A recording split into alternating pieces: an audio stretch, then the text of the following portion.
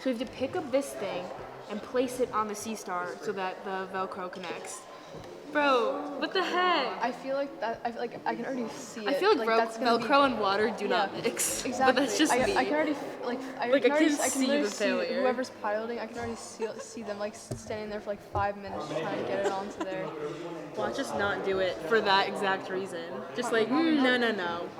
Okay, but there's only 2, and it's only worth 10 points. Like, Yeah, for me, literally. like, I'd rather, like, do something that's worth, like, 20 points but takes more time.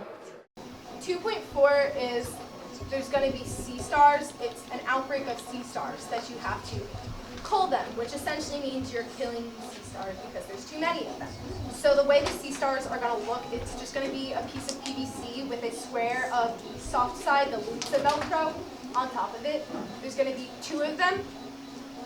The competition, the judges of the competition will give you, it's a square of the hooks, so the rough side of, it's a square of the hooks of the Velcro that are going to be attached to the end cap of the PVC pipe, so like the rounded squishy part, and there's going to be a string attached to it, a rope attached to it that the ROV can grab onto.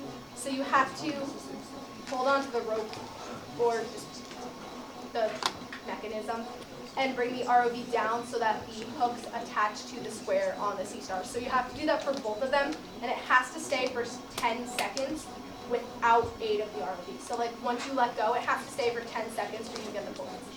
Once again, you can try again, but it's just time. You also can make your own device beforehand, but you will be given one if you want one.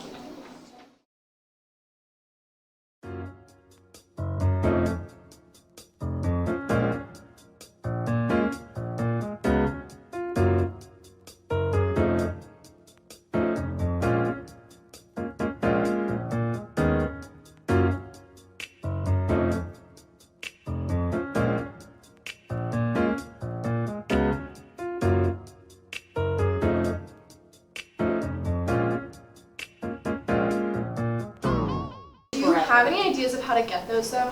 Net.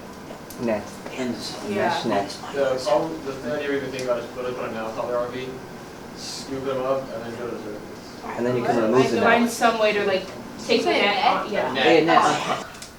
Sorry, pause for a second. This is kind of applying to everything. I don't know how well this would actually work, but could we if it depends on how many different things we need, but could we possibly think about having a couple different places that you could easily switch out attachments? Because there was a team who had that last year. That's true. They used like magnets. He's saying attached. Last year we had a lift bag on the top of the ROV that was deployed to help lift something. He was saying something similar, like have a net at the top of the ROV and deploy it, and it has like a hole in it so that when we drive forward, the ping pong balls go into it. I don't think he meant you deploy the net. I think he Well, just like, meant you just drive around and trap the balls inside the net. Yeah. So that It's- when you it's just dive there. down, It's not deployed. yeah, you're not deploying. Well, but how would you?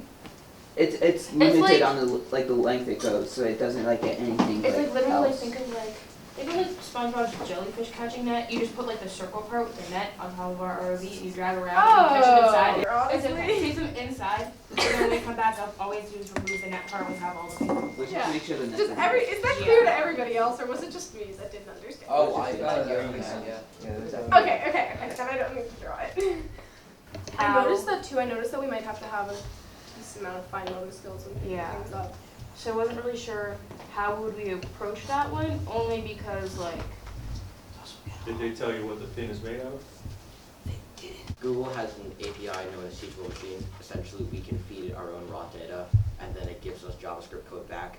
And then there's a very simple Python plugin that converts JavaScript to Python for us, and then it's manipulated code blocks from there. So we can essentially, can you speak like we're all fine? Okay. Basically, don't use any programming. We all just. Okay, so we essentially. He was in the zone over here. He's like I kind of glanced over. Like, yeah, all right. So we go to Google's website. We say, Google, here's a bunch of images. This one image is what it looks like before, and this is what it looks like after. Play spot the difference for me. Then Google plays spot the difference, and then figures out all the steps, and then gives us all the steps in Spanish. Then we use our code and translate it to English, and then we can move it around in English ourselves. You don't have access. See, that was good. Basically, we're using another software. We're making Google do all the work for us. You don't have access to Wi-Fi to go out to Google for any of this. You don't have to. Okay. You can pull it down from off the website. Yeah. We can pull all the code from the website. And we can pull it out as a template and then upload the images afterwards. So, I mean, I don't know how much training time we get once again, and the more images we have, the more accurate it'll be. But then again, you have to remember we're also on a Raspberry Pi with 32 gigabytes in total, including the operating system. I mean, can we have this running separately and then have poolside?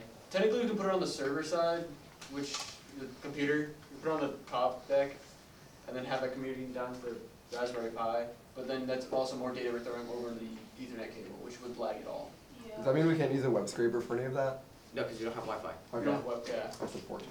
That's, yeah, we have to figure out, we also have to make everything multi-threads, so we have multiple processes running at the same time, instead of having one process, which would make everything run a lot faster. Yeah, as Max says, as a general rule, you want to do all the smart, heavy thinking up top, and not down the bottom. You want to send all all the big stuff up top, and then send a small amount down. I know. What else? So that's 2.2. This is 3.1. It's the sediment sample, core extreme part. We There was a sediment don't sample inside have- of the Corex, and you have to retrieve it. The sediment sample has Velcro on it. Yeah. So we've been toying with the idea of sending something like in that has Velcro all over it, and then pulling it back out. But also apparently potentially not. Just let me talk for a second. I just want to make sure everybody's like, okay.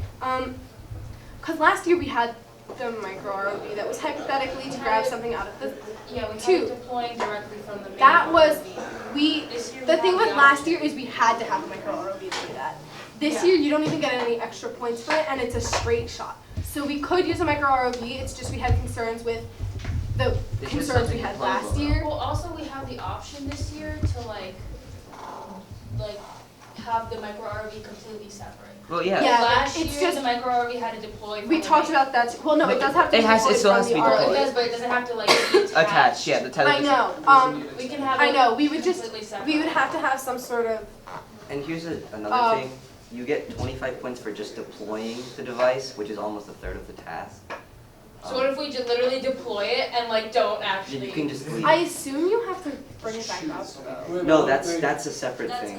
Wait, No, bring are we allowed to the connect, ROV. are we allowed to connect the micro? No, we just have to send it through and back. Yeah. It doesn't No, have to well, It doesn't have any specifications about the micro, it just says it Okay, has no, to be so deployed a from the micro is- ROV. our micro would count as a non-ROV device, so Okay, it has to maybe I'm still wrong. be on the same power line as our main ROV, just has a separate fuse coming off the main power line. It said you can use either a micro or a tool. So it still needs a tether. Oh, no, okay.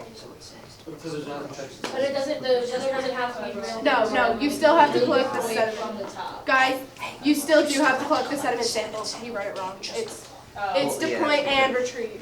It's, Honestly, I think if we like literally have it go, because the sediment sample is Velcro, right? Like surrounded by Velcro, so we. yeah.